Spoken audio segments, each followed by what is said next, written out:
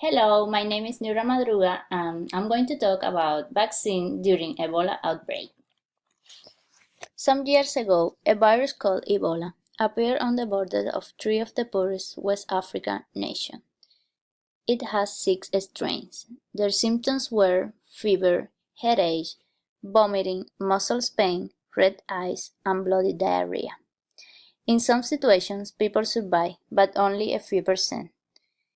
Ebola virus was one of the most deadly catastrophes. Concerns such as how to break the transmissions, how to keep patients alive, and how to stop the outbreak were constantly growing. Ebola virus has reached epidemic proportion as a result of it is rapidly transmissible, untreatable, and often fatal disease. It has increased after reaching urban areas, and it has spread in the poorest countries of Africa with inadequate health staffing and facilities. As a result, Ebola vaccine was declared a national emergency. At the beginning, there was no medicine to prevent Ebola, and more than 20,000 people got infected with the virus in Guinea, Sierra Leone, and Liberia. It became apparent that local hospitals and clinics were still not prepared to handle the virus. The first positive result was an anti-Ebola serum called CIMAP that was made from antibodies from mice exposed to part of the virus. This drug was the result of collaboration between Americans and Canadian company, and the research project was funded by the US government. This vaccine seems to be working on monkeys. In addition, 2 American workers were infected during Ebola war in Liberia. After being injected with CIMAP, their condition improved and they were released from the hospitals. The problem was that the Food and Drug Administration hasn't approved this drug, which would take several months. In addition, the World Health Organization is discussing whether it is ethical the use of untested drug to treat people suffering from Ebola. The second experimental vaccine was developed by researchers working at the Public Health Agency of Canada. It was called RBSV-CBOC, which combined a piece of the Zaire Ebola covered with an animal virus. The results suggest that the vaccine demonstrates efficacy within a few days of administration to a person without the infection.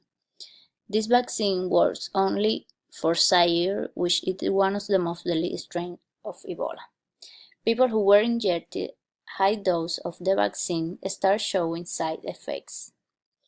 Reducing high dose of BSV-CBOC improved its early tolerability, and the patients could feel better on the first days. However, lower doses lower antibody responses, inducing arthritis, dermatitis, vasculitis to patients. The safety of this second vaccine requires further definition and detailed studies in the target population in Africa. So far, there were 2 expensive vaccines that were not approved by any drug company. Nobody knew what harms it may do long-term or even short-term. Research is designed to answer questions about possible harms and possible effectiveness, but what has been done during Ebola outbreak was scare experimental treatment. However, it was done because Ebola is a scary, deadly disease.